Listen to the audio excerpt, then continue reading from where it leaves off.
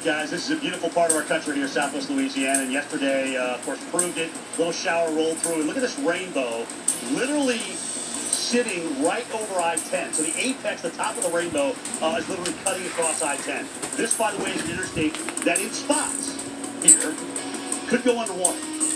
Southeast Texas and in southwest Louisiana, these are very low points for I-10, and they went underwater in Rita, and they went underwater in Ike, and there's no reason why they shouldn't in this as well. So that is not a safe place to be, but that is surely a beautiful sight, and hopefully a sign of hope that after this thing moves through, we will come back. That's what these fine folks do down through here. All right, so let's talk a little bit about where I am. Again, I'm right behind the Roberge Casino.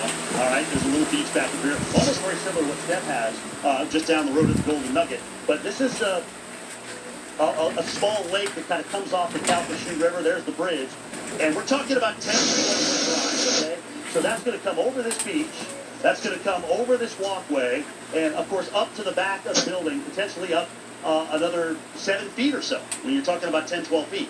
So you can see the kind of water that's going to be backing through here and certainly problem. And this is just here. Downtown Lake Charles, also prone to surge. You're talking about Interstate 10, as I just mentioned, also prone to getting underwater here. So tonight is no time to be out when that water rises. And trust me, take it from me, it comes up so fast, you don't even realize it.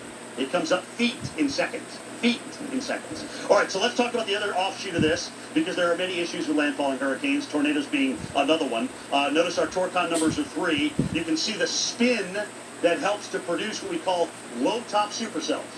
So the fact that this spin, or this change in wind direction and height is in the low levels of the atmosphere, you're basically playing from 15,000 feet on down, you can get these tornadoes. And they can spin up quick. They're very transitional through here. Tomorrow that Torcon goes up to the north with the bands. So Memphis, Little Rock, Greenville, Mississippi, you're all in this. So keep an eye on it here as we go on and say you may have many of these. They will be short-lived and transitional. They will only enhance the potential wind damage from the overall hurricane themselves. So that is something else we have to obviously worry about in through here. Jen, but the biggest, number one issue, certainly for Calcasieu Parish, for Cameron Parish, for Southeast Texas and the Golden Triangle there, we're talking about storm surge. Storm surge, storm surge, storm surge. Yeah.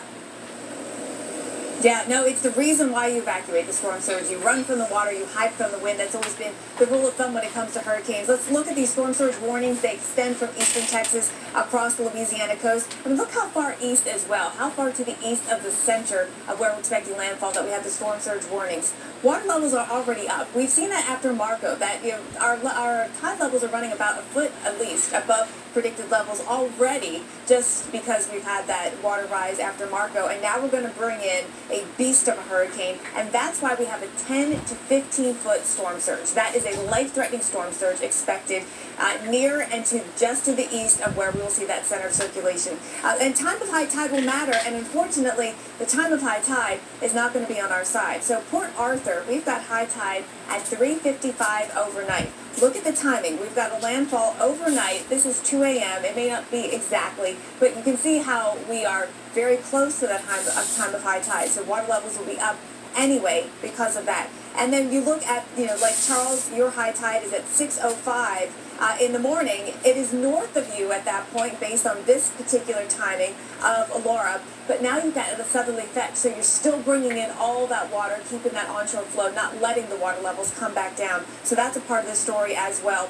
We know that it is life-threatening. Storm surge is life-threatening. It is the biggest killer with landfalling hurricanes. Hurricane expert Dr. Rick Knapp has a dramatic demonstration of what this storm surge from Laura could look like.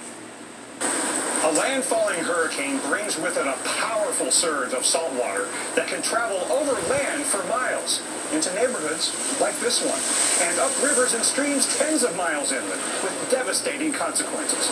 At 3 feet high above ground, water is already life-threatening and floods the lower levels of homes and businesses. Large objects can float, including cars and trucks. Driving is impossible. When water reaches 6 feet, vehicles quickly get carried away. Sharp, dangerous objects and chemicals can lurk below in the murky water. This is truly life-threatening and above the height of most people. And when water gets up to 9 feet, the first floor of homes and structures are completely flooded. There are very few places to survive when the water gets this high.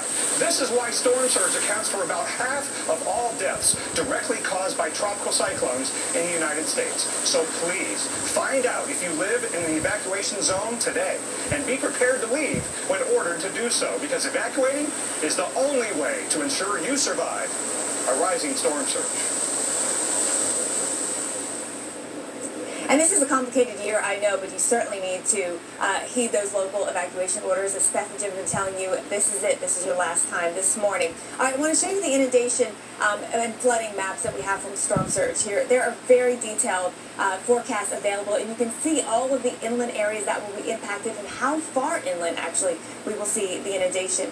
37 miles. If you remember Rita, and I know it was 15 years ago, but Hurricane Rita brought that water all the way up to I-10, and that is a possibility as well.